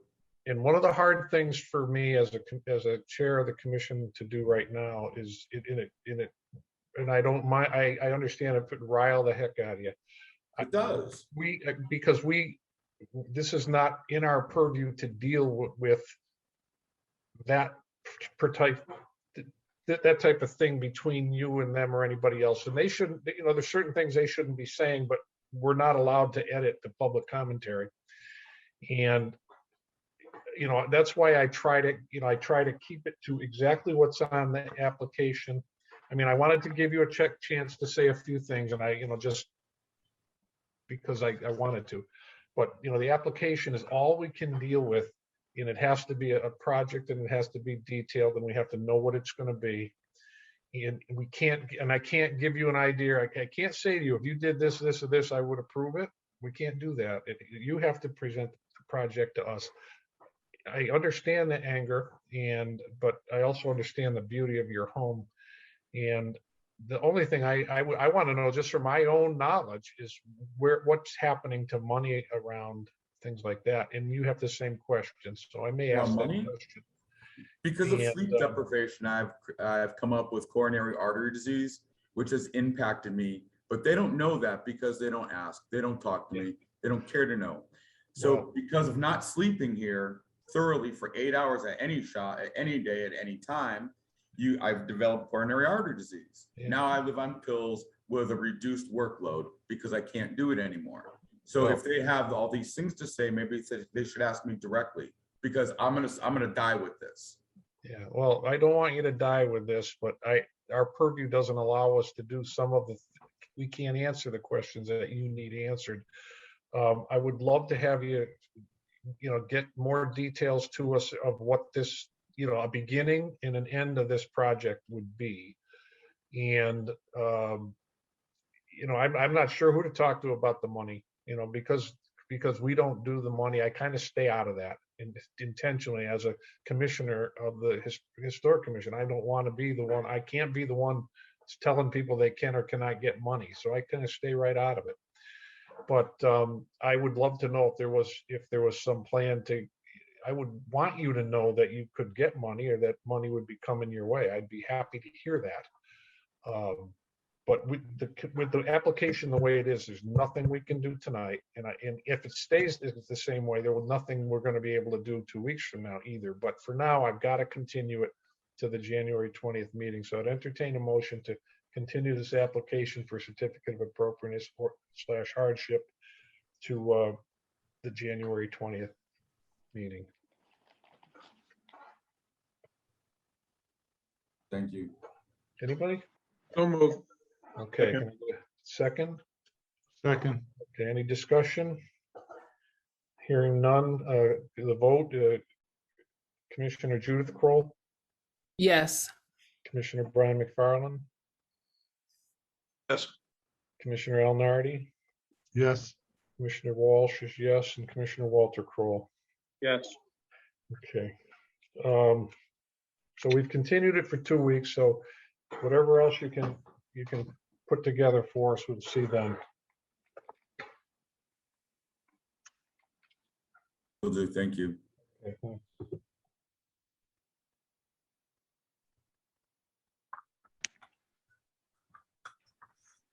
All right, do we have the, what's the other one we have waiting here, Alvin? I think you guys got through all of them.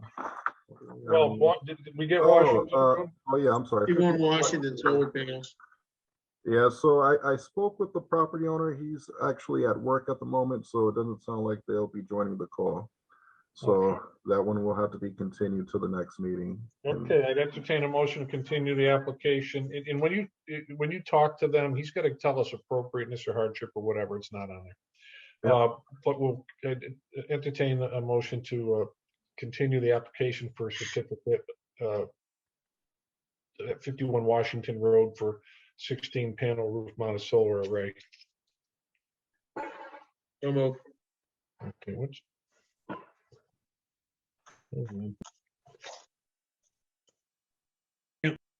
Well, okay. And, all right, the second on that?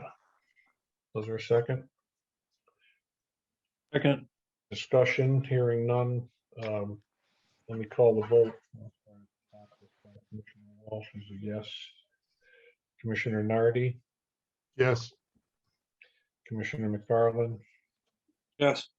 Commissioner Judith Kroll, Yes. and Commissioner Walter Kroll. Yes. Okay, thanks.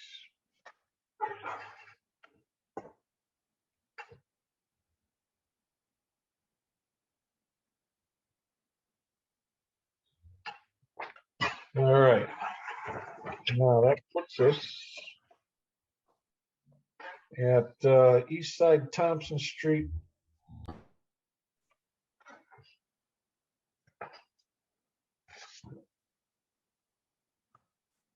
Okay, so who's here to talk on the change for the So we don't have anyone on the call, but I could just express what was stated to me by the contractor. In regards to the siding material, we really didn't cover the type of siding at the last meeting, although the new home was approved. Yep. The contractor stated that the siding material would be of wood. Okay. Now, did they confirm that in writing in some manner or another? No, but I can see if I can get that for you, but he stated Well, that. I'd like to have that in writing now. So what's the change now? This is an application for certificate of appropriateness to construct. Well, that's the same thing. So they're just asking for us to approve a change. So what it is the pitch, the 12 is it? Actually makes it too high is what. Yeah, at the last meeting, they were proposing 8/12 or 8/12. And, but it was stated, it was a request of the commission for them to go to 12/12. However, the 12/12 goes 2 feet higher than what's permitted by building code. Okay. Okay, so they're wanting to go back to the original. So the one on the right, they want to go to the picture on the right. And the city's position is that the other one it violates the code by being too tall. That's correct.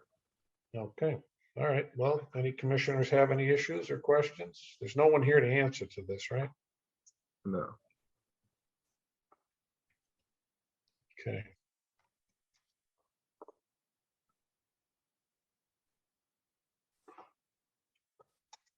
And have they requested any special permission to do it? Is that a thing they could do? No, they haven't asked for any special condition. Again, they can't do the 12 by 12, 12 over 12, so they have to, I mean, does the city, would the city ever let it happen by request, by special request, or? they would have to do variances? they would have to do a zoning variance in order to get the 12 over 12, and I'm not sure that the commission would require someone to have to get a zoning variance for an approval. Okay. Any questions from commissioners? So we do have to, do we have to put this through public commentary again if we this change, or we can just get a motion and a yes or a no, thumbs up or thumbs down? Again, I mean, this isn't a public hearing. I know, but I'd rather ask the question than, because if we're making a material change, is it subject to commentary? That's all. So it's not, you're saying, okay. No. All right.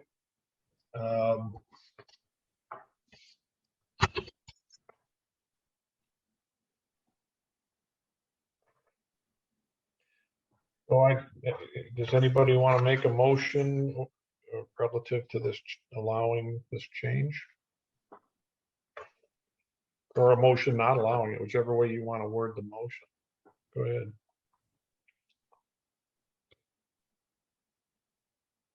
I'm hearing no motion, which means no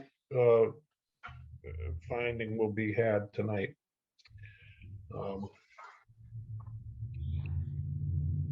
Is there more information we want to ask from these contractors, from the owner?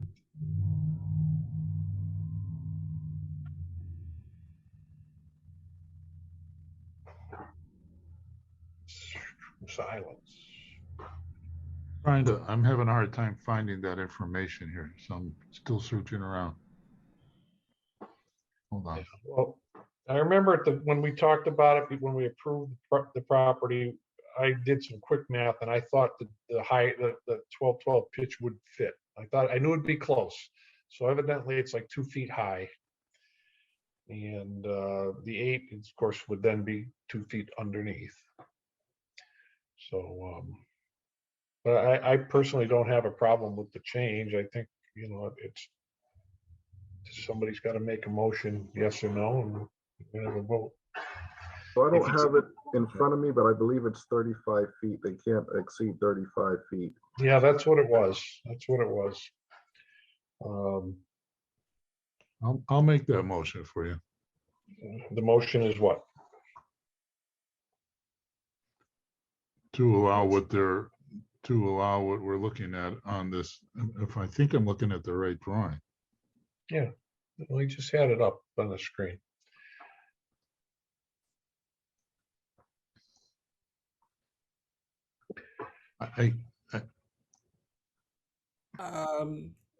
Yeah, there it is.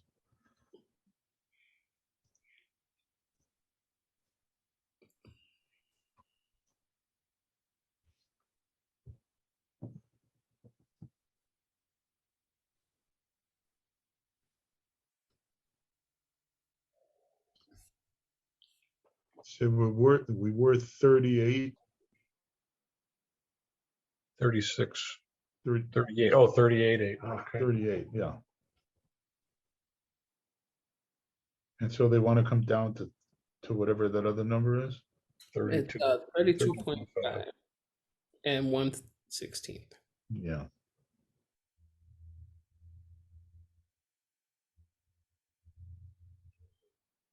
Well, I think architectural, because there's no detail up near the peak on the taller one. It tends to make that look almost unfinished.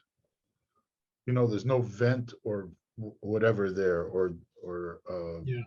brick No, it's a rack, third, or, it's a faux third floor. yeah, I understand what it is. Yeah, so anyway, just what, you make a motion relative to that, They need a motion to approve this change. Right. That what we're doing? yes. Okay, Because we approved it at the higher. right, right. And I happen to think that the lower one is actually gonna be better. So that I'm gonna make the motion that we approve the change to the lower dimension. Okay. Okay, any discussion on the motion or second on the motion? But well, before you second it, I just want to state at the last meeting, you guys stated that, you guys, that you would allow so it's kind of like either or. You guys didn't have any issue with the 8/12, but there were some commissioners that had issue and then wanted the 12/12. So you guys went with the 12/12. But however, you stated that if it did exceed the height, then you guys would allow, with the original proposal. Okay, so we don't even have to vote, is what you're saying? I mean, I don't believe you have to. I mean, because again, Okay. Then let me ask the obvious question. Why are we looking at it? to bring it to your attention. Why is it here?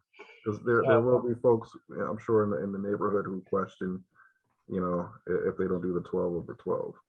Okay, all right. Well, so we gave them permission to do this anyway if it didn't fit under the code guidelines. And we agree that they've complied. Okay, then we don't have to do anything. It's been brought to our attention. Makes sense. Okay. And then we don't have to, there's nothing for us to do. Okay, next, what do we have next?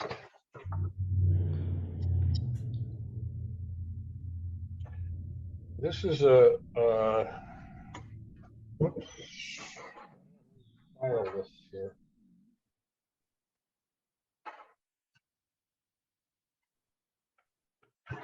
Okay, this is a discussion. 2612 Main Street, creation of a new local historic district, request for a letter of support. Who's here to speak on that? Well, I'm the architect, Tris Metcalf, and Anthony Wimp and Jacob Hanush are owners. Who would you like to talk to? Well, whoever wants to tell us, you're requesting a letter of support to create the local historic district. Just wanted to know what your plans were. We're not usually, that's usually a good thing to us. So what we do want to kind of have an idea of what your plan is. They're also requesting a letter of support for tax, I think for tax credits, I believe. Yes, historic preservation tax credit letter for our part 1 and part 2 application. Okay, so a letter of support is a letter of support for the project and then a separate letter for the tax credit, or is this all one letter? 2 separate letters. Okay, all right. Do we have any pictures? Yeah, I'm happy to speak a little bit about. Let me close the door. Hey, the kids want to talk, for crying out loud. Yeah. They want to join in, have fun. I kept them in the office instead of bringing them home. I know, I see that. You had all this time to go home, though. So, I mean, you're probably all familiar with the building at 2612 Main Street. It's one of the last sort of big vacant blights to the area, and it really is a beautiful building on the corner of Main and Orange with a lot of historic merit. I think it was recognized. I don't know if it was nationally or on the state register. And what Jacob Hanush and I have proposed is a historic renovation of the building. So it relies on a combination of historic tax credits and other housing, initiative credits to be economically viable. And the end product is going to be a 12-unit apartment building with sort of luxury type apartments, nicer apartments above market rate, kind of thing. So that's the proposed. Do we have a picture? Do we have a picture of that right in here? Alvin, do you have a picture by any chance? Yes, yes. Okay, That's the historic building there, and I don't think, none of our plans are really making any significant changes to either the exterior appearance or the, makeup of apartments or anything. yeah. So you're not proposing any exterior changes, which is good because it doesn't look like it really needs any. Right, it's just, it's restoring what's there, maybe improving accessibility. I imagine, Yeah. Wow, that's a nice looking building. Okay. Any commissioners have any questions?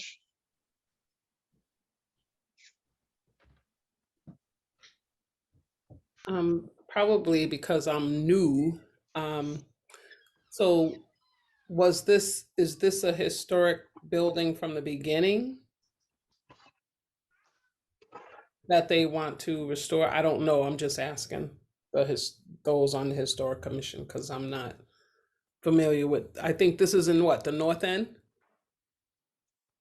right, yep, in the north end, and Alvin might know better than me. There are, from what I'm learning, a lot of different types of historic designation. And I Right. believe this had some of those, designations prior. I think there is an established district somewhere up there prior. And there's not a district established. However, the property was Oh. inventoried and is on the state register to, basically it's been inventoried to become, to be placed with a historic designation if someone were to move forward. And it seems at this point they're looking to move forward with that. Well, sounds like it's a worthwhile project to me.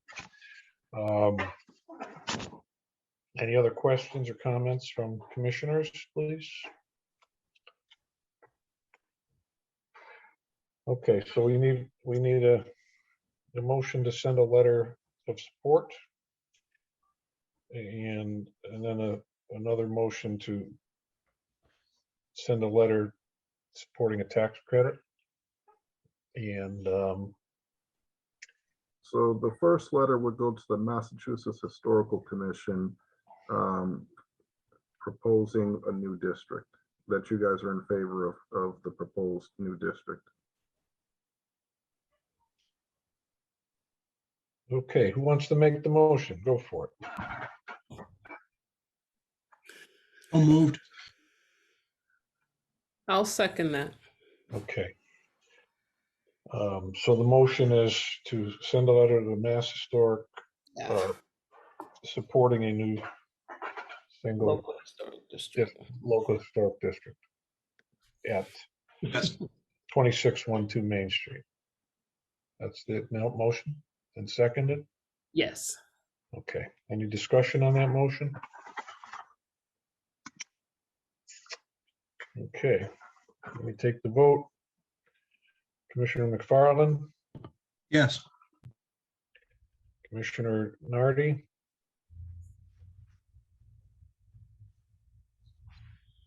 still with us?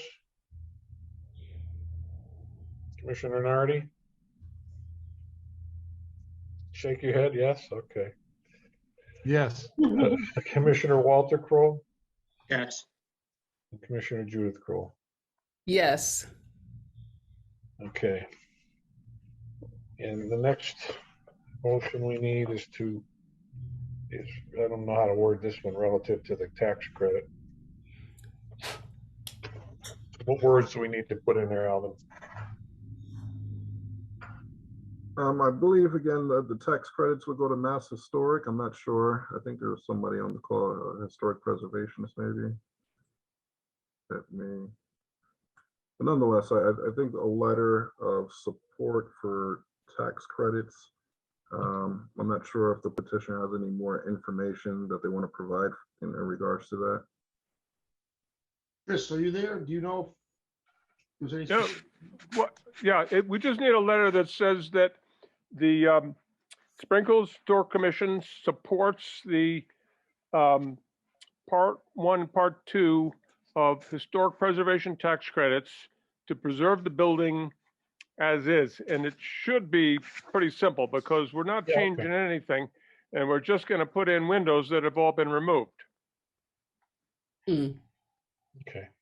I mean, this is a little, actually, that's fine. I just, I mean, you understand that if, once it goes through, any work still has to come before, so it really doesn't. Sure. It's, all right, so if somebody wants to make that motion to the Mass Historic, they really should give us little cheater things on what to say here. Somebody be brave, jump in there and give us this, make this motion.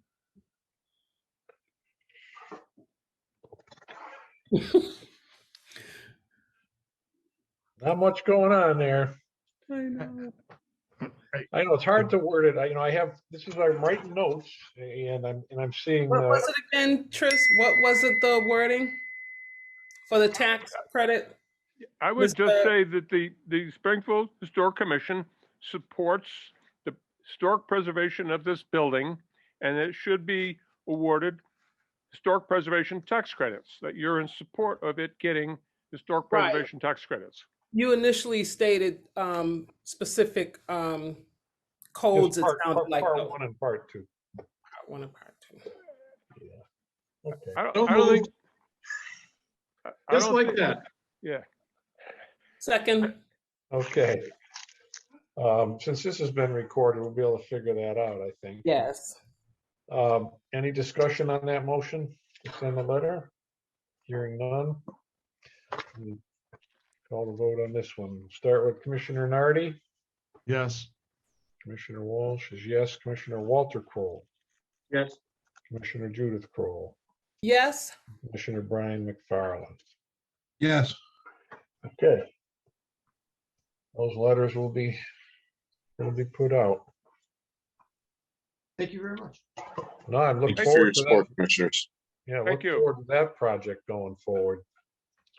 Forward to it. Have a great evening. Thank you. Right. Okay, what else do we have here? We have appointment of a new community. Oh no, let me see. A new community. Municipal protocols, historic notification.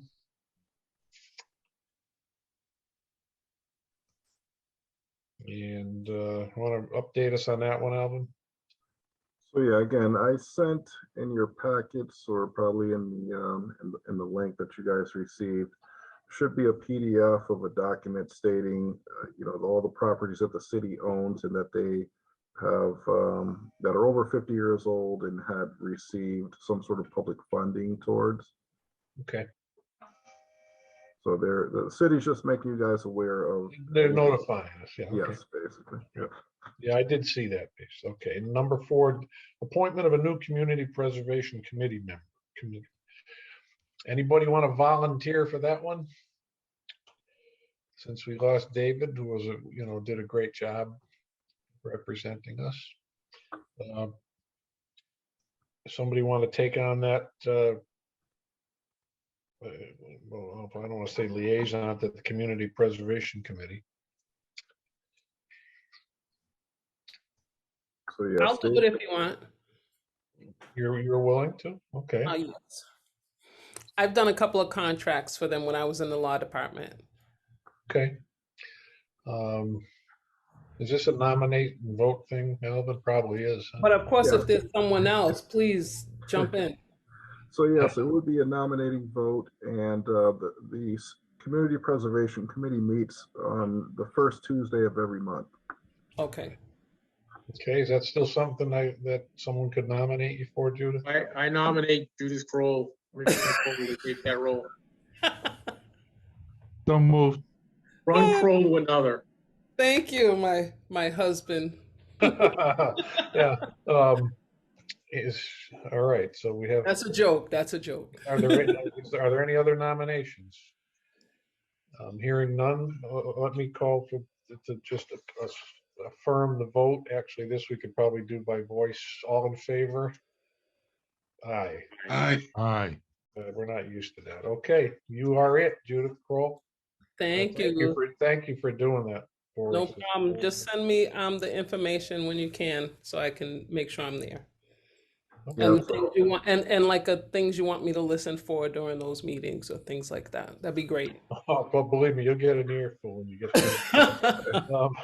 So I'll contact Bob McCarroll and Karen Lee as their representative for the CPC. They'll be in touch with you. Sounds good. All right. Okay, and that leaves an update, hopefully, from Attorney Shuchuk. Yeah, I haven't been able to get meet up with Alvin. I've been out with COVID for the last couple days, so Crying out yeah. loud. Ari, how you feeling? I felt better, but I'm feeling a little better. So Okay, good. Well, hopefully you'll recover easily and not pass it on to too many people. yeah, I was vaccine boosted too, so kind Oh, of yeah. yeah. What are you gonna Seems do? like it doesn't matter now if you're. Oh yeah, I guess not. So there's no updates on non-compliance for 90 Clarendon or 121 Dartmouth Terrace? No. My next step is to meet up with Alvin, and once I'm cured, and grab all the files for those two properties and file in Superior Court. Okay. That's our next step. So Okay. Anything else anybody wants to toss out there before I look for a motion to adjourn? Adjourn. That is so moved. Second. Adjourn. All in favor? Aye. Thank you, everybody.